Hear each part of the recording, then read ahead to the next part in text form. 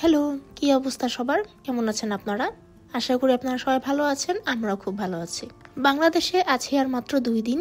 আর যাওয়ার আগে লাস্ট মুহূর্তের কেনাকাটা, লাস্ট মুহূর্তের খাওয়া দাওয়া তো থাকবেই। সেই জন্য সন্ধ্যাবেলা ভাগ্নি আর ছোট বোনকে নিয়ে বের হয়ে গেলাম টোকিও স্কয়ারে। মেইন উদ্দেশ্য ছিল জুতা কেনা। টোকিও স্কয়ারে পছন্দ না হলে দেন আমাদের প্ল্যান ছিল যে আমরা বাটাতে গিয়ে দেন জুতা কিনবো। ঝাল সুইট কর্ন, মিষ্টি সুইট কর্ন, ঝাল সুইট কর্ন, মিষ্টি সুইট কর্ন। ঝাল মিষ্টি সুইট কর্ন খাওয়ার পরে আমরা চলে আসলাম এদিকে লাচ্ছি খাওয়ার জন্য। আমি লাচ্ছি খেলেও তারা কিন্তু চকলেট শেক নিয়েছিল খাওয়ার জন্য। টোকিও স্কয়ারে আমাদের একটা জুতা পছন্দ হয়েছিল, কিন্তু দুর্ভাগ্যবশত ওইটার সাইজ ছিল না আমার। দেন আমরা সবাই মিলে চলে আসি বাটাতে। প্রথমে গিয়েই আমার এই জুতোটা অনেক পছন্দ হয়, কিন্তু এটা অনেক বেশি হিল ছিল। আর একটু কম হিল হলে আমি এটাই নিতাম।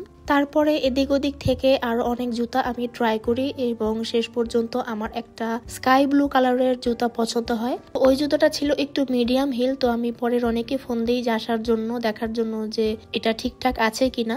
এরপরে রনি আমাদেরকে বললো যে চলো শেষবারের মতো আমরা কাচ্চি ভাইতে গিয়ে কাচ্চি খেয়ে আসি। বিরিয়ানি কাচ্চি পছন্দ করে না এমন কোনো লোক খুঁজে পাওয়া দুষ্কর। আর আমিও বিরিয়ানি কাচ্চির নাম শুনলে আর না করতে পারি না।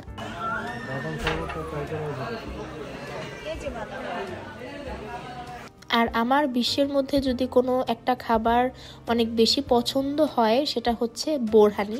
বোরহানি হচ্ছে আমার খুবই খুবই বেশি পছন্দের একটা খাবার।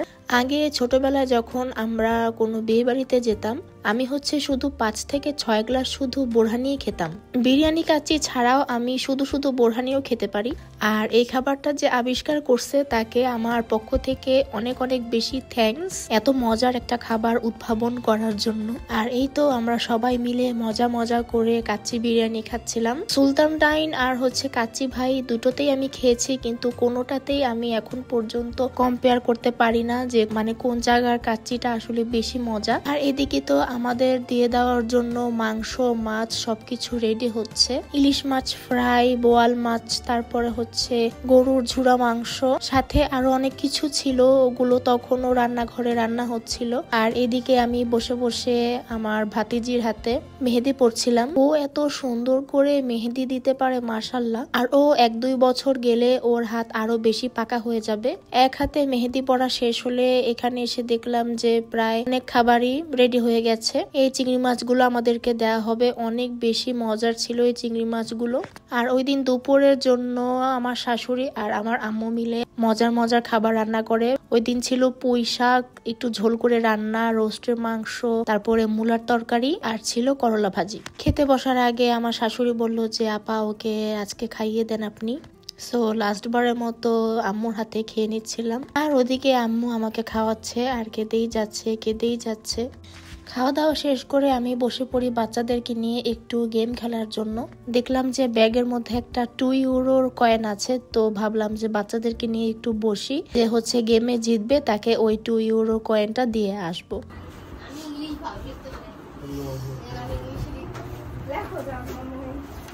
তো বাচ্চাদের জন্য গেমটা ছিল এরকম যে প্রত্যেককে আমি হাতে লেখা লিখতে দিয়েছি, যে যার মতো করে যা মন চায় লিখবে। তো যার হাতে লেখা সবচেয়ে বেশি সুন্দর হবে সে হচ্ছে ওই 2 ইউরো কয়েনটা পাবে। তো এক একজন তো এক এক রকম ভাবে লিখতে বসে গেছে, কেউ কাউকে দেখাচ্ছে না, কেউ শুয়ে, কেউ বসে, কেউ অনেক মনোযোগ দিয়ে লেখা লিখছিল।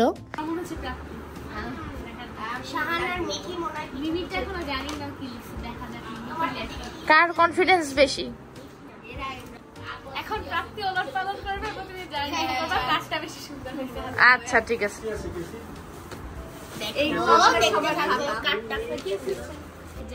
আমি দীপ্তাপুকে আমার জীবনের থেকেও বেশি ভালোবাসি। Me and we love Johan very much. We all love you Johan, আমরা তোমাকে অনেক ভালোবাসি।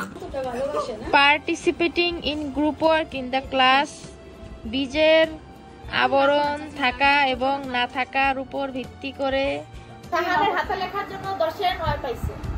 লাভ ইউ জোহান, আমরা তোমাকে অনেক ভালোবাসি, এটা মিঠে লিখছে। 10-এ 8 পাইছে। প্রাপ্তির হাতে লেখা পাইছে 6। রাফি লিখেছে আমি 6ষ্ঠ শ্রেণীতে পড়ি, I M a good boy. ফালতু কথা। আমার 10-এ 5 7 পেয়েছি মিমি আমাদের। আমি এই প্রথমবার একটু ফ্রান্সের কয়েন জিতেছি, এর জন্য আমার অনেক ভালো লাগছে। তোমার অনেক ভালো লাগছে। তুমি এই টাকা দিয়ে কি করবে? রেখে দিবে? হ্যাঁ, জমিয়ে রেখে দিব, যে একটা স্মৃতি হিসাবে নাকি? হ্যাঁ হ্যাঁ। আচ্ছা ঠিক আছে।